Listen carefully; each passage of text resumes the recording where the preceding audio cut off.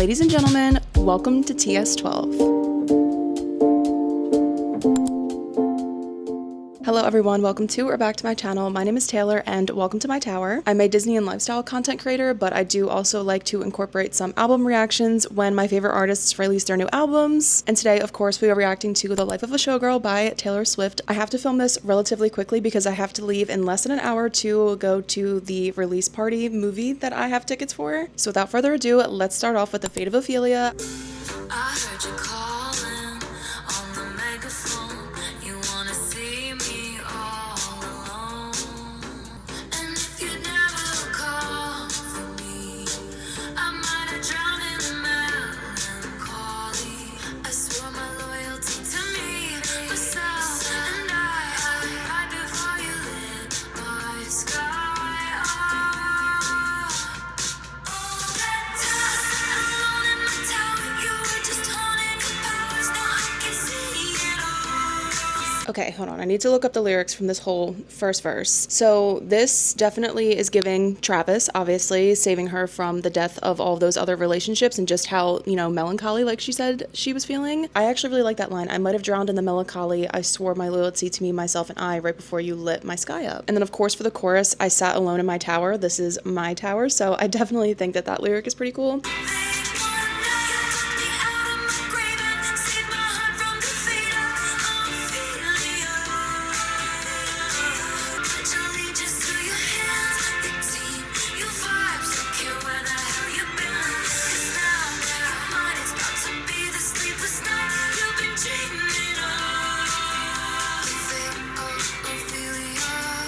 Yeah, you pledge allegiance to your hands, your team, your vibes. This is definitely, obviously, about Travis. And also the Keep It 100 reference.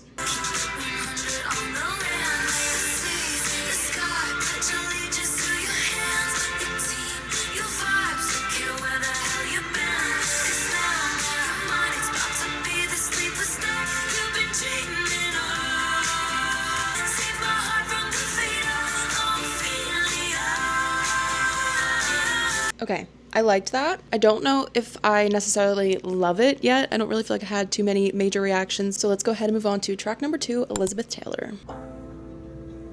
Elizabeth Taylor, do you think it's forever? Ooh, oftentimes it doesn't feel so glamorous to be me. All the right guys promised they'd stay under bright lights. They withered away, but you blew. Portofino was on my mind. I think you know why. What happened in Portofino? Maybe Taylor and Travis went there? I don't know, but that's an interesting reference. And I can see that the upcoming lyric says, I'd cry my eyes violet, which obviously we know that Elizabeth Taylor had violet eyes, so, Said goodbye. I cried my eyes violet. Elizabeth Taylor, tell me for real, do you think it's forever? Number one, but I never had to, and I can't have fun if I can't help. I've been number 1, but I never had 2. What does that mean? Like she never had her number 2 to be compatible with her? Be my NY when Hollywood hates me. I like that she used the reference to New York as NY because obviously she talks about New York all the time in her music, but we never hear like her say obviously the initials of it. So Elizabeth Taylor, I'm not surprised that Taylor actually ended up writing a song about her because she obviously had 7 husbands, and obviously Taylor Swift is known for all of her relationships, and I feel like there's a lot of similarities between the two women and just how popular they are that people just care so much about their love life, and especially when heartbreaks happen and stuff. What could you possibly get for the girl who has everything and nothing all at once? Babe, I would trade the Cartier for someone to trust. Just kidding. We hit the best. Just kidding. I don't know. I feel like I'm just not like resonating with these just quite yet. I know obviously there's a lot of bangers on this album. That is what Travis said, and I'm just kind of like waiting for that. Obviously we're only 2 songs in, but I don't know. I usually feel a lot more connected to Taylor's opening songs. The lyrics are there and I feel like the production is okay. Now it's time for track 3, which is Opalite, and from what I've been seeing all over Instagram, I have been opening the app and just like having my sound off, so I didn't hear anything of this album getting leaked for me before I had the chance to actually sit down and listen, and this is the one that I'm seeing everybody talk about, so I'm excited for this one. I feel like it's gonna be a sparkly, glittery gel pen song. Brother used to call it eating out of the trash. It's never gonna last. But now the sky is opalite. Oh, Okay, so honestly, I did not think that this album was gonna be like that much about Travis, and so far the first 3 songs are totally about him. I just had different predictions. I really thought that each song was going to be about like a different aspect of fame, but this one I was definitely anticipating being about Trav because he has an oval birthstone, and on the podcast he said that this was his favorite song off of the album, so I figured it was about him. And there's been quite a few references to the sky, so I don't know necessarily what that means. It might mean nothing, but just something interesting to point out. And that's when I told you it's alright. You were dancing through the lightning strikes. This life will beat you up, This is just a temporary speed bump, and I can bring you love.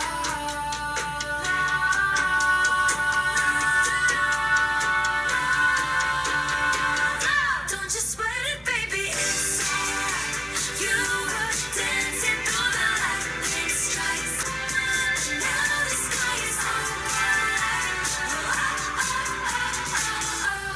This is definitely the most fun and upbeat poppy one, but it's just still not as like upbeat and pop as I wanted. I think I just had really high expectations for this to be like super upbeat and pop, obviously from what was said on the podcast and how a lot of people online were speculating this to be very similar to 1989 and Rep and just like really big bangers, and so far I feel like we have not experienced that. None of the songs are bad by any means, but I'm just not resonating. I don't know. But now it's time for track 4, which is Father Figure. I also think that this could be like similar to The Man in the sense of like Taylor is that bitch.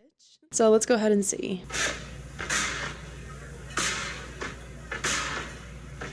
Okay. When I found you, you were young. We were lost in the cold. You remind me of a younger me. I saw potential. I think that this is actually about all of the younger up and coming female artists that she sees in the industry and how she kind of like takes them under her wing and like she sees their potential. She's the one who is, taking all of the blame and, makes all the mistakes so that way everybody else who comes after her can just learn from her. So that is definitely a path I figured that this song would go. I'll be your father figure. I drink that brown liquor. I can make deals with the devil because my dick's bigger. Honestly, I never expected Taylor to say dick in a song. Holy shit. Okay. This love is pure profit. Just step into my office. I dry your tears with my sleeve. Leave it with me. Leave it with me. Oh, I like that. Protect the family. Rise. We don't want you to read. Ooh, that's a bar. I can make deals with the devil because my dick's bigger. Your thought is ambition.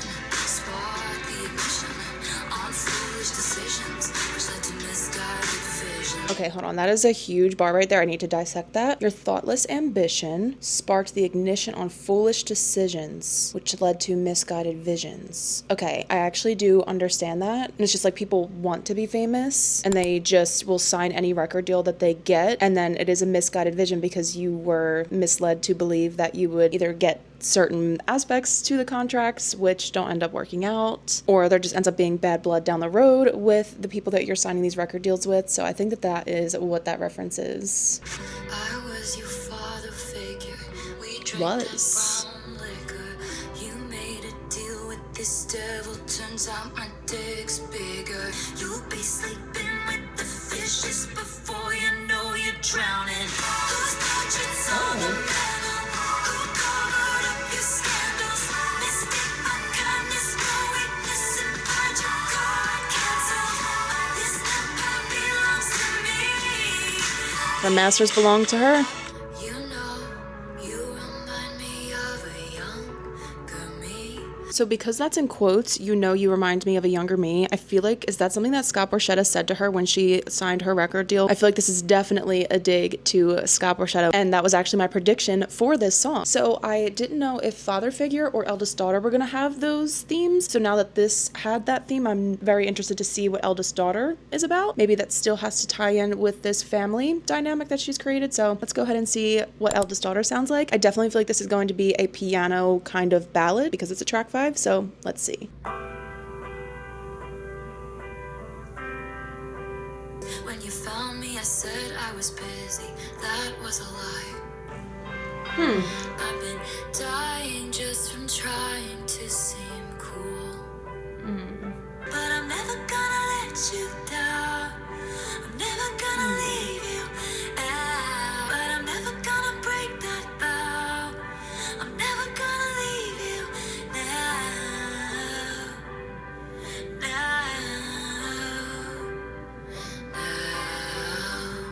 First of all, this is a beautiful song. Definitely my favorite. I feel like this is Taylor's vow to us, saying like, I am trying so hard to just like fit in and constantly impress you guys, but I'm just a person at the end of the day. And when she said I'm never gonna break that vow, like, love you, queen. Pretty soon I learned cautious discretion.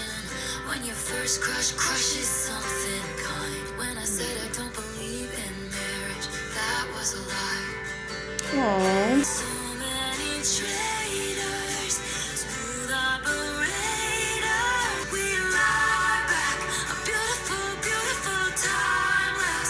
Ferris wheels, kisses, and lilacs. Okay, so I definitely think that this is a mixed song because I feel like it's a letter to us essentially, that like she's never gonna leave us. But I also feel like when I said I don't believe in marriage, that was a lie, because obviously she is going to marry Travis. So I feel like this is also kind of about him, that she like found that spark that makes her feel alive again, and she just had to go through so many like trials and tribulations to be able to live this beautiful, free, happy life with, you know, the Eras tour and with Travis. Like she's just been through a lot, and I could feel it in the song, and that's why I got emotional. So this is definitely my favorite so far, and this is definitely one of the songs that I was claiming to end up loving, obviously, because all of her track 5s always hit me like this. So now let's move on to track 6, which is Ruin the Friendship.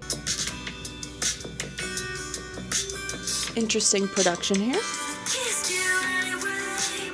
Should've kissed you anyway. When I left school, I lost track of you. Abigail called me with the bad news. Goodbye, and we'll never know why.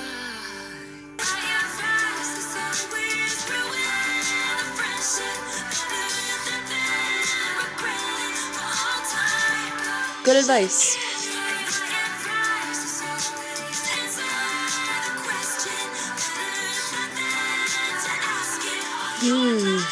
Wow. So this is about regretting not going after someone.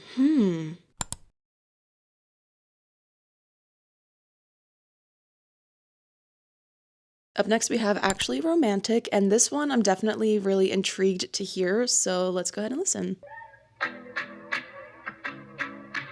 All right, there's the electric guitar I wanted. I heard you call me boring Barbie when the coke's got you brave. High fives my ex and then you said you're glad he ghosted me. Some people might be offended, but it's actually sweet. All the time you spent on me. It is about the media and how everybody is just like constantly, you know, trying to take her down. And she's like, well, it's actually romantic that you just keep my name in your mouth. So bad press is still press. Like a toy chihuahua barking at me from a tiny purse. That's how much it hurts.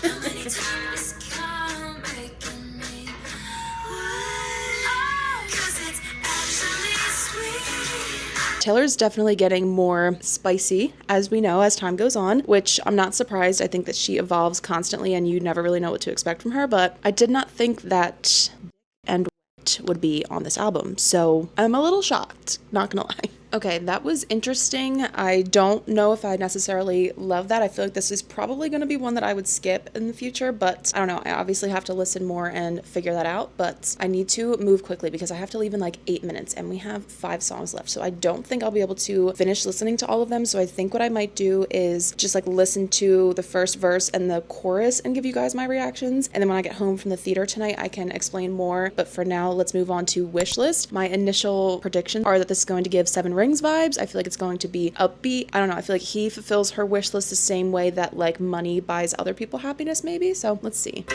want that yacht life under chopper blades and a fat ass with a baby face. They want it all.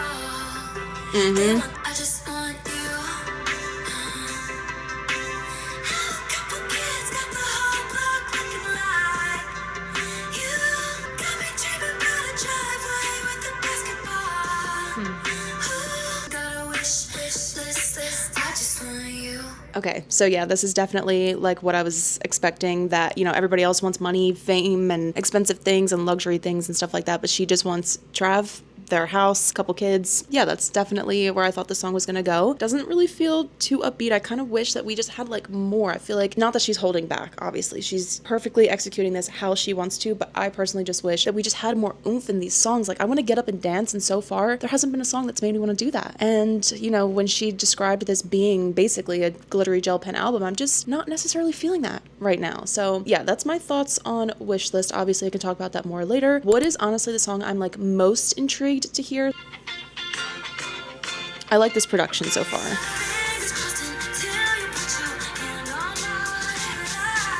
Knocking on wood then.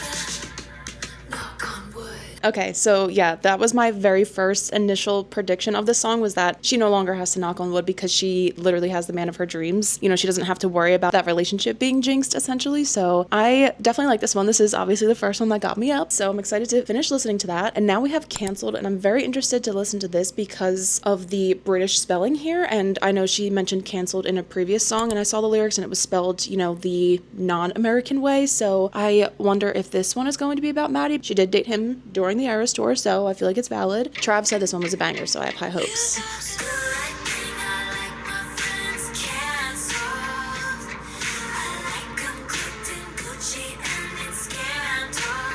Maybe this is about Blake.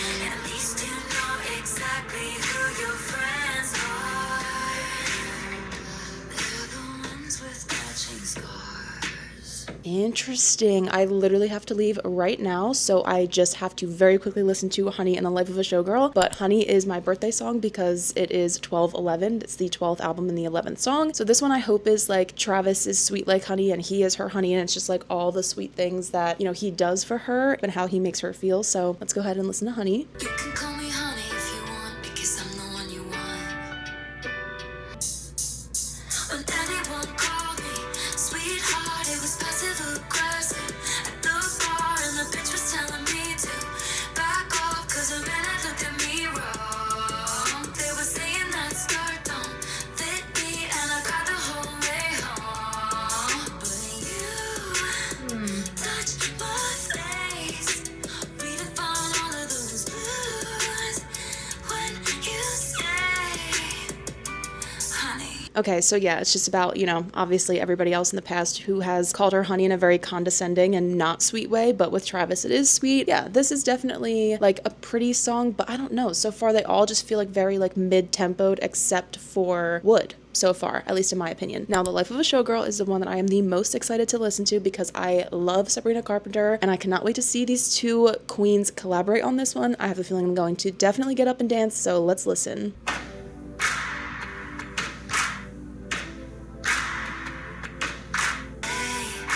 Thank you for the lovely bouquet. You're sweeter than a peach, but you don't know the life of a showgirl, babe. And you're never ever gonna. Sabrina? She was a menace. Her father whored around like all men did. But that's not what showgirls get.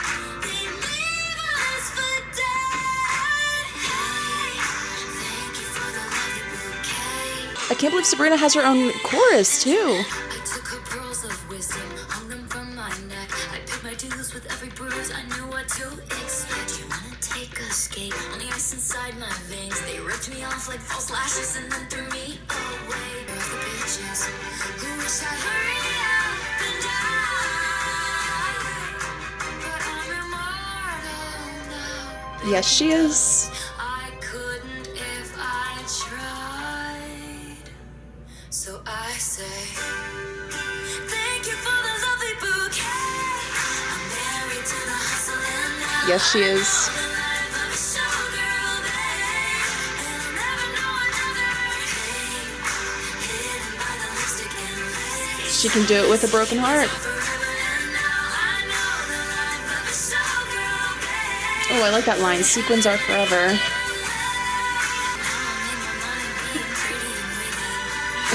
Yes, you do, Sabrina.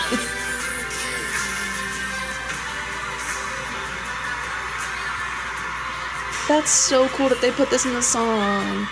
And then it's the last song too. Okay, I'm gonna go have a second listen at the theater and I will give you guys my thoughts when I get back. I think that I will feel a little bit more well-formed in my opinions at least. So I'll see you guys when I get back from the theater. I went with my mom and we had a really good time. And as somebody that works in the film industry, especially behind the scenes, that is the main reason that I wanted to go, because I wanted to see the behind the scenes of the making of the Fate of Ophelia music video. So I definitely really enjoyed seeing, obviously, the music video. We did get there a little bit late. We got there at like 4:04 and our start time was 4, so I did miss the very beginning of the Fate of Ophelia music video, but luckily it did play again at the end, so I was glad I got to actually watch it. So as you guys can tell from my initial reaction, I was definitely a little flustered because I knew I was like running late from the movie and I knew I couldn't actively listen to every single song in full, and that was like stressing me out, so I feel like I wasn't already in like the best headspace for this video. But I think overall how I would describe this album is that it is a very chill pop. I think this is a very sonically cohesive album, which I know she gets a lot of, feedback on that a lot of her albums don't sound sonically cohesive, and this one does. The way I look at it is that Taylor produces exactly what she wants, and it is her vision, and ultimately she is choosing the production choices that are made, and I just don't necessarily feel like she went with what I would have chosen for this album, because especially for Actually Romantic, I feel like that could have had upbeat